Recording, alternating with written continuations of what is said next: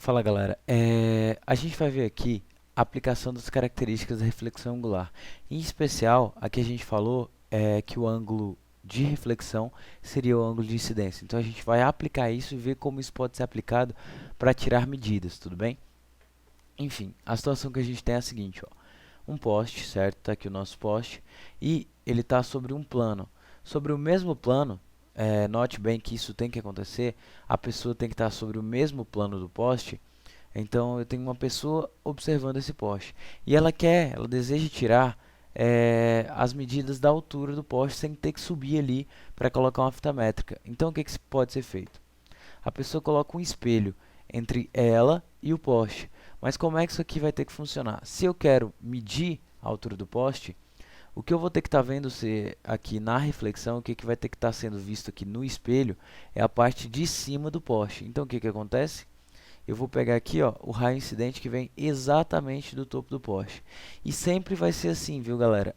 Quando a gente vai falando de reflexão em espelhos planos, se você estiver querendo ver o topo do poste, você pega um raio que sai do topo do poste. Se você quisesse ver a parte de baixo do poste, pegaria um raio que sairia da parte de baixo, tudo bem? E é assim que a gente trabalha. Se ele quisesse medir a altura até a metade do poste, por exemplo, poderia pegar um raio de luz que saísse da metade do poste, batesse aqui e fosse refletido.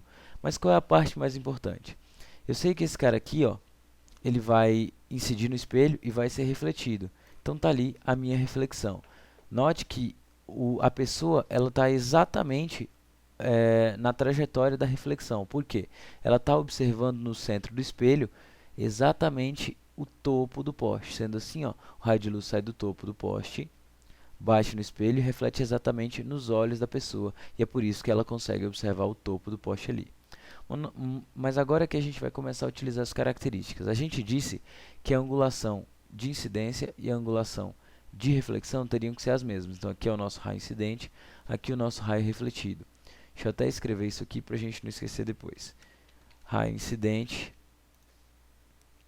E aqui do outro lado a gente coloca o nosso raio refletido.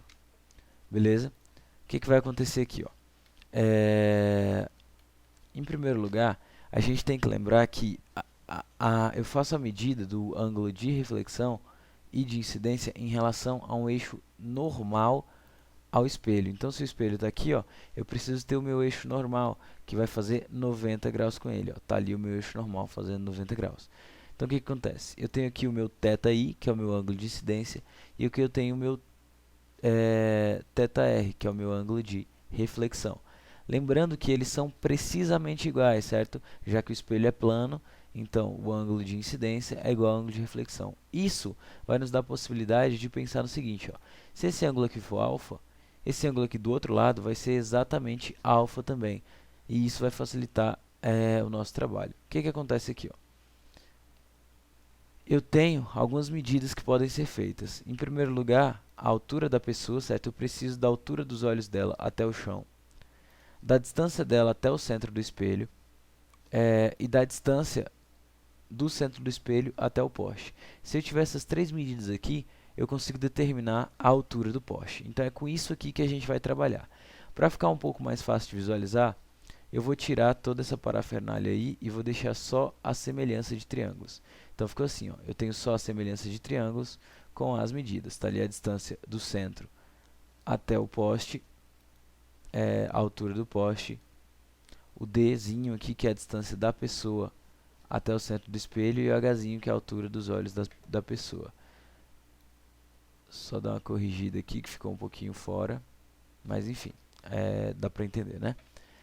Coisa que a gente já tinha marcado, aqui eu tenho alfa e aqui eu também tenho alfa. Isso nos permite dizer o seguinte, se aqui é alfa e aqui é 90 graus, aqui é alfa e aqui é 90 graus, consequentemente, se aqui em cima for beta, aqui em cima do outro triângulo também vai ser beta. Isso aqui nos dá a seguinte coisa, ó. Eu vou ter triângulos de ângulos iguais, certo? Logo, os lados vão ser proporcionais. Assim, a gente pode usar a semelhança de triângulos para relacionar essas medidas. Como assim? Eu vou relacionar a altura do cara com a distância que ele está do espelho, com a altura do poste e a distância que ele está do espelho. Isso vai nos dar a seguinte coisa, ó. Hzinho sobre Dzinho tem que ser igual a Hzão sobre Dzão. E é assim que a gente relaciona, que a gente utiliza o fato de o ângulo de incidência ser igual ao ângulo de reflexão, tudo bem? Tá aí o nosso desenho, ó, ângulo de incidência igual ao ângulo de reflexão. Isso nos permite dizer que Hzinho sobre Dzinho é igual a Hzão sobre Dzão. Tudo bem, galera? Eu vou estar deixando aqui, já está postado na verdade, mas eu vou deixar o link do post, do vídeo do Manual do Mundo, onde o Iberê faz a medição de um prédio no centro de São Paulo utilizando esse princípio. Fica bem legal de você ver, porque ele utiliza um exemplo numérico e chega bem próximo, mesmo no lugar de espelho ele tendo usado um prato cheio d'água.